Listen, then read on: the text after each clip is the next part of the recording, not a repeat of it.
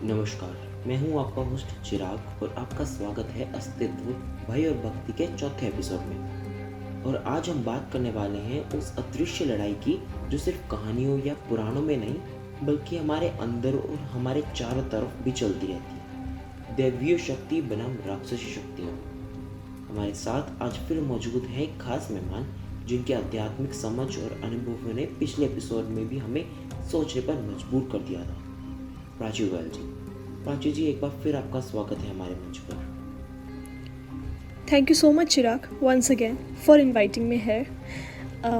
Thank you. I'm very excited for today's topic. Also, आज का topic बहुत ही ज़्यादा डिफरेंट है एंड आई होप सबको बहुत मज़ा आने वाला है। हम अक्सर सुनते हैं कि भगवान और राक्षसों के बीच युद्ध हुए हैं। देवासुर संग्राम जैसे कई उदाहरण हैं। तो सबसे पहले मैं आपसे यही पूछना चाहूँ, क्या ये सिर्फ प्रतीकात्मक कथाएं हैं या इनमें कोई गहरी आध्यात्मिक सच्चाई भी छिपी है? जब हम देवासुर संग्राम जैसे प्रसंगों को पढ़ते हैं, चाहे वह इंद्र और वृत्तासुर की कथा हो, राम रावण का युद्ध हो या कृष्ण और नरकासुर का संग्राम हो, तो हमें यह समझना होता है कि सनातन धर्म की परंपरा दो स्तरों पर संवाद करती है। एक है भ्रम, जिसे हम इतिहास या कथानक कहते हैं, और दूसरा होता है आंतरिक, जिसे हम ध्यान या बोध कहते हैं। देव और असुर ये दो जातियाँ नहीं हैं, ये दो प्रवृत्तियाँ हैं। इन दोनों को जाति समझना गलत है। ये दोनों वो प्रवृत्तियाँ हैं जो हमारे अंदर की कुछ न कुछ चीज़ों को संकेत करती है। जैसे देव उस चेतना का प्रतीक है जो प्रकाश, सत्य, धर्म, अनुशासन और आत्म संयम की ओर अमुख करता है। असुर वह मानसिक अवस्था है जो अहंकार, वासना, मोह, लोभ और अधर्म की ओर प्रवृत्त होती है। देवासुर संग्राम असल में हर मानव के भीतर का युद्ध है। हर साधक अपने भीतर ही देवता और असुरों के इस युद्ध को अनुभव करता है। जब उसका विवेक और कामना आपस में टकराते हैं, जब उसका संयम और लालसा युद्ध करते हैं, यही है असली कुरुक्षेत्र, जो गीता में भी कहा गया है, कर्म क्षेत्र धर्म क्षेत्र कुरुक्षेत्र। लेकिन अब इसका मतलब यह नहीं है कि केवल प्रतीकात्मक है ये दोनों चीज़ें और इसका कोई ऐतिहासिक पक्ष नहीं है। सनातन धर्म में यह मान्यता भी रही है कि इन घटनाओं के कुछ इतिहास बोध भी हैं जो त्रेता, द्वापर और युग में घटे हैं। परंतु अब इन सभी घटनाओं को सिर्फ इतिहास कह के छोड़ देना यह आध्यात्मिक मर्म का अपमान होगा। इसीलिए जब हम देवासुर संग्राम की बात करते हैं तो हम दो बातों को साथ लेकर चलते हैं। पहला होता है आध्यात्मिक दृष्टिकोण और दूसरा धार्मिक और सांस्कृतिक दृष्टिकोण। आध्यात्मिक दृष्टिकोण कहता है यह हर साधक के भीतर की कहानी है। धार्मिक और सांस्कृतिक दृष्टिकोण कहता है यह सनातन धर्म के पुरातन ज्ञान और चेतना के कालजीय प्रतीक हैं जो समय समय पर जागरण का माध्यम बनते हैं। तो यह कहना कि केवल प्रतीक है अधूरा उत्तर होगा, और यह कहना कि यह केवल इतिहास है वो भी अधूरी बात होगी। संपूर्ण सत्य यह है कि ये दोनों मिलकर प्रतीकात्मक और आध्यात्मिक यथार्थ के संगम में पूर्ण करते हैं सारी चीज़ों को। और यही है सनातन धर्म की सुंदरता। वह प्रतीकों के माध्यम से शाश्वत सत्य को कहता है ताकि हर युग में हर साधक उसे अपने अंदर, अपने भीतर घटित होता देख पाए। आपकी बातों से ये तो साफ है कि कहानियों से कई ज़्यादा इनके पीछे भाव और संकेत होते हैं। लेकिन अगर हम राक्षसी शक्तियों की बात करें, राक्षसी शक्तियाँ हमेशा नकारात्मक क्यों मानी जाती हैं? देखिए, जब हम राक्षसी शक्तियों की बात करते हैं तो हमें यह समझना ज़रूरी है कि सनातन धर्म किसी भी शक्ति को पूरी तरह अच्छा या बुरा कहकर सीमित नहीं करता। राक्षस या असुर शब्द का मतलब होता है जो सुर, सद्गुण, जो सद्गुणों से दूर हो। ओके, असुर यानी जो सुर से दूर हो, यानी सद्गुणों से दूर हो। लेकिन यह दूरी हमेशा स्थायी नहीं होती। हम कई उदाहरणों में देखते हैं कि राक्षस शक्तियों में भी ज्ञान, तपस्या, भक्ति और शौर्य के गुण होते हैं। रावण को देख लीजिए, शिव का महान भक्त था, वेदों का ज्ञाता था और संगीत में प्रांगत था। महाबली बाली एक राक्षस होते हुए भी दानशीलता और भक्ति का प्रतीक माने जाते हैं। विभीषण, रावण का भाई, राक्षसी वंश का होकर भी धर्म के पक्ष में खड़ा रहा। यह सब दर्शाता है कि अच्छाई और बुराई जाति तय नहीं करती, चेतना तय करती है। सनातन धर्म का यही सौंदर्य है। वह यह नहीं कहता कि कोई शक्ति पूरी तरह त्याज्य है। वह कहता है कि हर शक्ति यदि अपने अहंकार में बह जाए तो विनाशक बनती है, और यदि समर्पण में आ जाए तो उदारक बनती है। तो राक्षसीय शक्तियाँ बुराई का प्रतीक ज़रूर है, लेकिन वह बुराइयों में फंसी हुई दिव्यता का संकेत भी देती है। उनमें शक्ति होती है, पर वह शक्ति जब अधर्म से जुड़ती है तो विनाश लाती है, और जब धर्म से जुड़ती है तो वही शक्ति रक्षा और उत्थान का माध्यम बन जाती है। तो ये ज़रूरी नहीं कि हर असुर बुरा ही हो, लेकिन फिर ये सवाल भी आता है कि कई बार हम सुनते हैं कि कुछ लोग तपस्या करके शक्तियाँ प्राप्त करते हैं, फिर चाहे वो राक्षसी हो या देवीय। तो क्या शक्ति का स्रोत एक ही है, बस उसका उपयोग अलग होता है? ये जो आपने बात बोली है बहुत गहराई वाली है, और अगर हम सनातन परंपरा की दृष्टि से देखें तो इसका उत्तर है हाँ। शक्ति का स्रोत एक ही होता है, वह है ब्रह्म, परम चेतना। चाहे वह शक्ति किसी देवता ने प्राप्त की हो या किसी राक्षस ने, उसका मूल स्रोत एक ही दिव्य सत्ता है। तपस्या चाहे वह किसी ने भी की हो, वह एक ही निश्चित नियम से जुड़ी होती है। जैसे अग्नि बिना भेदभाव के जलाती है और साधक हाथ डाले या कोई असुर, वैसे ही तप से उपजी शक्ति भी नैतिकता नहीं, नियम देखती है। लेकिन यहाँ आता है मुख्य भेद, शक्ति का उपयोग। जब कोई देवतुल्य शक्ति किसी व्यक्ति को प्राप्त होती है तो उसका उद्देश्य लोक कल्याण होता है, और जब कोई राक्षसी प्रवृत्ति वाला शक्ति प्राप्त करता है तो वह उसका उपयोग करता है स्वार्थ के लिए, अहंकार और अधर्म के लिए। तो शक्ति का स्रोत एक है, पर उसका संस्कार उस साधक की चेतना तय करती है। शिव की कृपा सबको मिल सकती है, पर वह कृपा किसके जीवन के लिए उज्जवल बनती है और किसके जीवन के लिए नाश बनती है, ये उस व्यक्ति की चेतना पर निर्भर करता है। जैसे एक ही चाकू से कई सब्जियां काटी जाती हैं, वही चाकू किसी का अहित करे तो अपराध बन जाती है।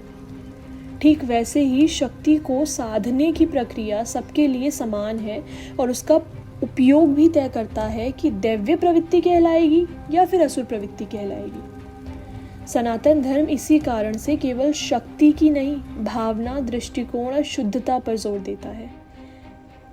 क्योंकि शक्ति तो साधना से मिली होगी, पर यदि साधक का अंतर अधर्म से भरा हुआ है तो वह शक्ति अंततः उसे ही भस्म कर देगी। इसलिए कहा जाता है, शक्ति वही सच्ची है जो शिवत्व की ओर ले जाए, ना कि केवल अहंकार की ओर।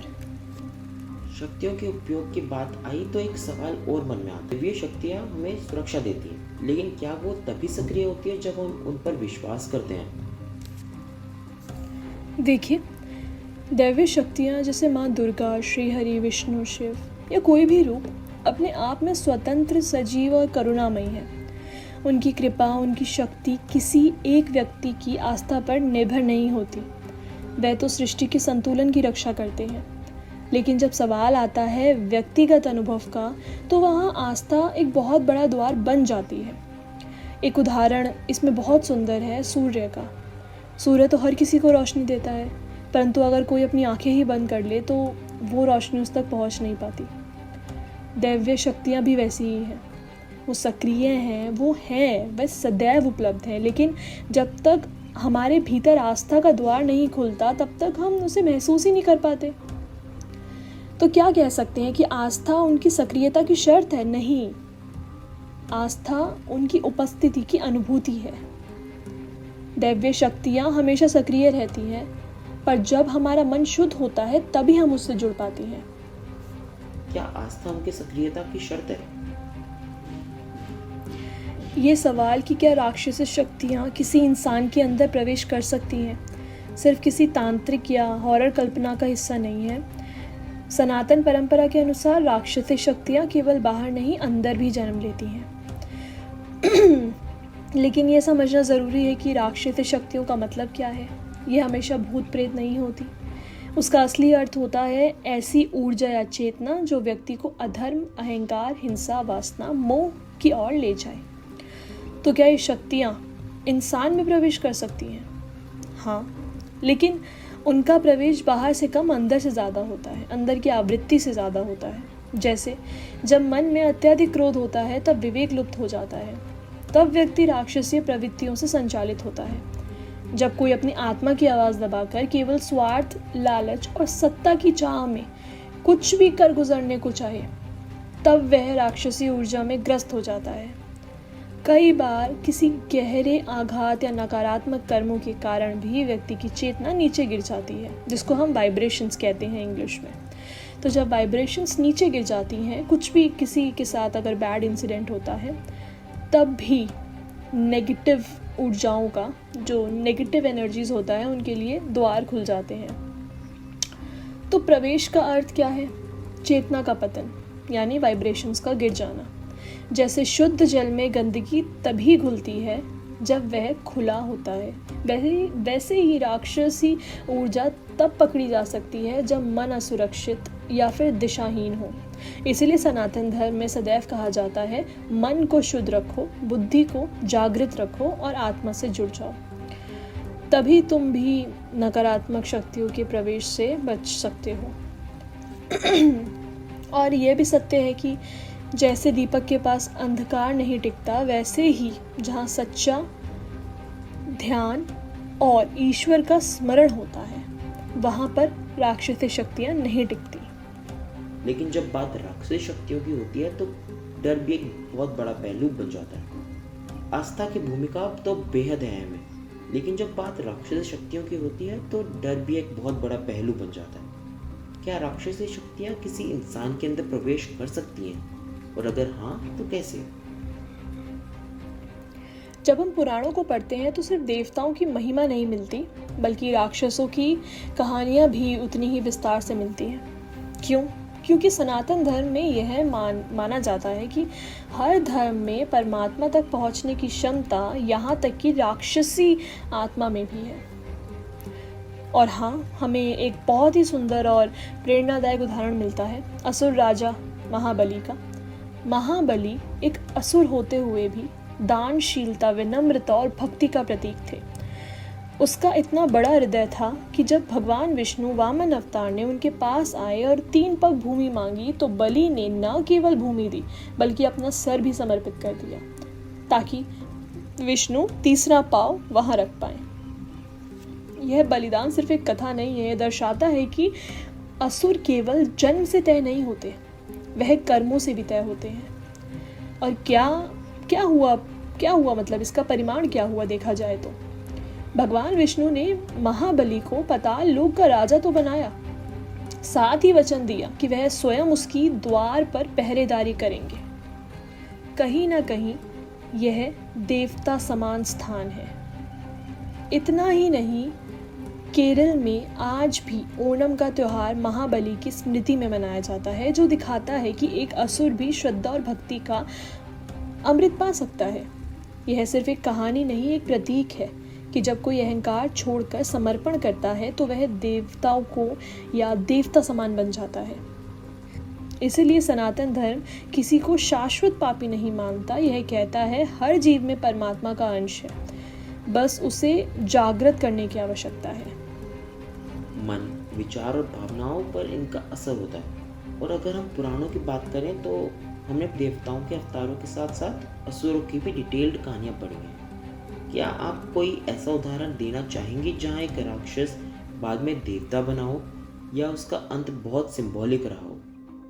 हाँ, मैं आज भी वेदों और पुराणों का अध्ययन करती हूँ, और सच कहूँ तो अब मैं उन्हें पढ़ती नहीं, उन्हें जीती हूँ।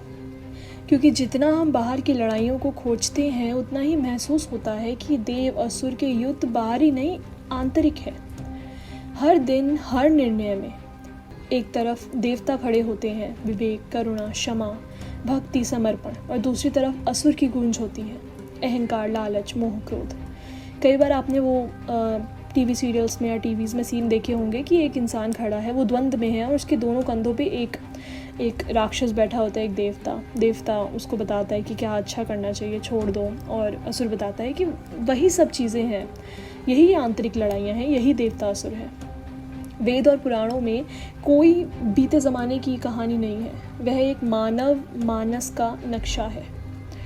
वह हमें दिखाते हैं कि यह युद्ध अभी समाप्त नहीं हुआ है, यह समाप्ति नहीं है युद्ध की। यह तो हर मनुष्य के भीतर हर सुबह से शुरू होकर रात तक चलने वाला युद्ध है, और यही कारण है कि अध्ययन आज भी ज़रूरी है, क्योंकि अगर हम अपने भीतर के इंद्र और वित्तासुर को नहीं पहचानेंगे तो हम हमेशा बाहरी युद्ध में खोए रहेंगे। पुराणों में जो लड़ाइयाँ हैं वह सोशल मीडिया पर भी चल रही हैं, परिवारों में भी चल रही हैं, और सबसे ज़्यादा हमारे स्वयं के अंदर चल रही हैं। और जब हम यह समझ जाते हैं कि इनका अध्ययन करना क्यों ज़रूरी है, तब हमें बाहरी लड़ाइयों से और लड़ने की ज़रूरत नहीं पड़ती। वेदों की रचनाएं केवल शब्द नहीं है, वह दिशा है। इसलिए मेरा मन यह कहता है कि हर युग में रावण मरता है, लेकिन उससे पहले राम को अपने भीतर जगाना होता है, और यही काम हम सभी को करना चाहिए आज भी। ये बहुत दिलचस्प उदाहरण है और आपकी बातों से एक चीज़ और सोचने को मिलती है। आप प्राची जी, आप खुद वेद और पुराण का अध्ययन करती हैं, तो आप क्या मानती हैं, क्या ये लड़ाई आज भी इंसान के अंदर चल रही है?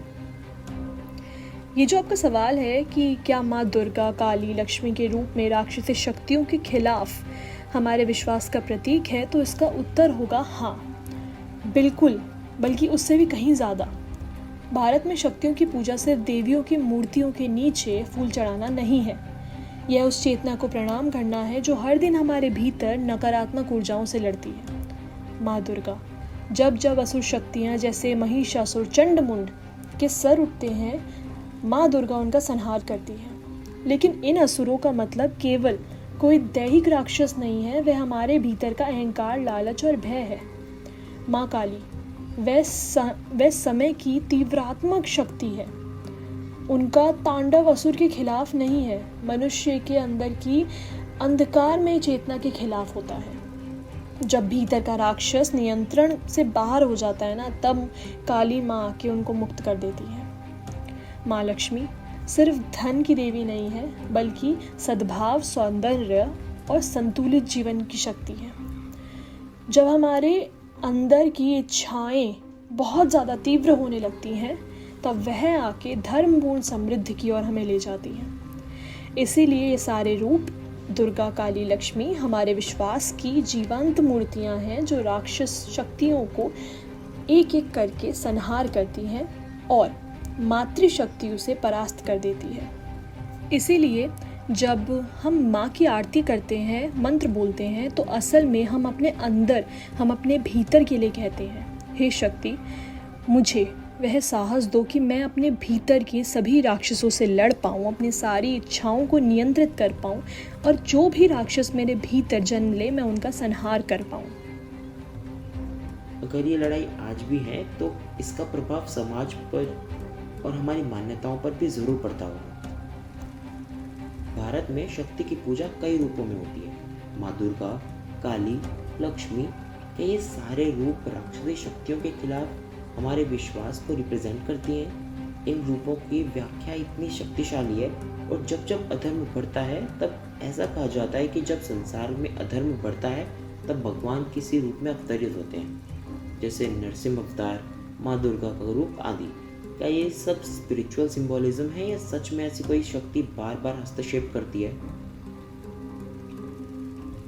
ये प्रश्न बहुत गूढ़ है, गहरा है। अगर हम इसे सही रूप में समझें तो हमें समझ आएगा कि भगवान के अवतार सिर्फ बाहरी घटनाओं पर आधारित नहीं है, भीतर की चेतनाओं पर भी आधारित है। जब संसार में अधर्म बढ़ता है, तब पाप का प्रकोप होता है, और तब भगवान कहते हैं, जब जब धर्म की हानि होगी या धर्म का प्रचार होगा, तब तब मैं स्वयं जन्म लूँगा। लेकिन यह अवतार केवल बाहरी तौर पर नहीं होते, यह आंतरिक तौर पर भी होते हैं, आंतरिक अधर्म को समाप्त करने के लिए भी होते हैं। अब सवाल ये उठता है कि क्या ये अवतार सच में होते हैं? क्या भगवान ऐसे भी आकर अपनी शक्तियों से संसार को सही रास्ते पर लाते हैं? उत्तर है हाँ और नहीं भी। वो आध्यात्मिक रूप से आधिकारिक होते हैं, लेकिन उनकी उपस्थिति हमारे भीतर होती है और उन रूपों के माध्यम से हम जो आध्यात्मिक ऊर्जा महसूस करते हैं वह हमारी आत्मा की गहरी और शुद्ध क्रिया होती है। नरसिंह अवतार, माँ दुर्गा का अवतार, वामन अवतार जैसी घटनाएं यह सिर्फ किसी एक समय से नहीं जुड़ी हुई, यह समय समय पर हमारे भीतर के राक्षसीय गुण का संहार करने की एक प्रक्रिया है। नरसंहार अवतार को याद कीजिए, यह राक्षस हिरण्यकश्यप के अहंकार का प्रतीक था। भगवान ने उसका वध किया, लेकिन यह संकेत है कि यहाँ पर जब कोई मानव या जीव अपने अहंकार से बाहर निकलता है तो उसकी नाशकारक प्रवृत्तियाँ नष्ट हो जाती हैं। माँ दुर्गा का अवतार, वह भी राक्षस महिषासुर के संहार के रूप में आई थी, लेकिन यह केवल ना सिर्फ युद्ध था, हमारी अधर्म की लड़ाई भी थी। जब भी हम इस रूप में महिषासुर मर्दिनी को अपने भीतर के डर, अशुद्धता और राक्षसी प्रवृत्ति को हराने के रूप में देखते हैं, इस तरह से ये सभी अवतार रूप घटनाएं सिर्फ घटनाएं नहीं बल्कि आध्यात्मिक विकास और संघर्ष के प्रतीक हैं। तो क्या भगवान बार बार हस्तक्षेप करते हैं? हाँ, वह हर बार करते हैं, परंतु हर बार उनके आने का रूप बदलता है क्योंकि मानवता और चेतना के स्तर बदलते हैं। तो इसीलिए भगवान बार बार हस्तक्षेप करते हैं। वह सिर्फ बाहरी रूप में नहीं आते, वह आंतरिक रूप में आते हैं। हम उनको अपने अंदर महसूस कर सकते हैं, जैसे विवेक का जागरण, सत्य की ओर रुझान होना, अहंकार की हार होना। तब हम महसूस करते हैं कि भगवान का अवतार हर समय हमारी चेतना में रहता है, वह हमारी अंतरात्मा में है, वह हमारे अंदर हमेशा है। अगर डिवाइन इंटरवेंशन संभव है तो फिर इंसान का रास्ता क्या तय करता है? एक आखिरी सवाल, क्या कोई इंसान अपने कर्मों से देवी या राक्षसी बन सकता है, या ये बातें जन्म के साथ तय होती हैं? हमारे पुराणों में कहा गया है कि हमारे कर्मों का सीधा असर हमारी आत्मा पर पड़ता है और यह निर्णय करता है कि हम कौन बनेंगे, देवता या राक्षस। लेकिन यह सब पहले से तय होता है? नहीं, हर इंसान को अपनी राह खुद चुनने का अधिकार होता है। यही है असली मानवता की खूबसूरती। कर्म, यह वह शक्ति है जो हमें देवता या राक्षस कुछ भी बना सकती है। आप जो सोचते हैं, बोलते हैं, करते हैं, वही आपको जीवन का आकार देता है। एक इंसान अपने कर्मों के द्वारा खुद को देवता या राक्षस किसी भी रास्ते पर ले जा सकता है। उदाहरण के रूप में देखिए, राक्षसी प्रवृत्तियां जैसे अहंकार, क्रोध, मोह, घृणा। जब कोई व्यक्ति ऐसे जीवन में जीता है, इन सभी क्वालिटीज़ को लेकर जीता है, तो वह धीरे धीरे अपनी आत्मा को अवसाद और अहंकार की ओर ढकेलता है। लेकिन अगर वह सत्कर्मों जैसे सत्य, करुणा, दया, इन सब की ओर बढ़ता है तो वह भगवान की ओर ले चलता है अपने आप को और वह देवता की श्रेणी में खुद को पाता है। दूसरी बात यह है कि यह कर्म पहले से तय नहीं होते। हम सबका जन्म एक खाली पन्नों की तरह होता है और हम अपनी कहानी अपने कर्मों से लिखते हैं। यह जीवन की एक यात्रा है और यात्रा हमारी अंतरात्मा के निर्णय और कर्मों पर आधारित होती है। कभी हम गलत रास्ते पर चलते हैं, कभी हम सही रास्तों पर चलते हैं और ये सभी चीज़ें हमारे कर्मों से तय होती है। अगर हम कर्मों के हिसाब से सोचें तो हम कह सकते हैं कि हाँ, सभी चीज़ें पहले से तय हैं, परंतु यहाँ पर कर्म तय कर रहा है कि सभी चीज़ें कैसे होंगी, देवता के अनुसार या फिर राक्षसों के अनुसार। हमारे पास हर पल यह विकल्प होता है कि हम अपने अगले कदम को कहाँ रखें। क्या हम अहंकार, घृणा, हिंसा का पालन करें या फिर प्रेम, सत्य और सहानुभूति की राह को अपनाएं।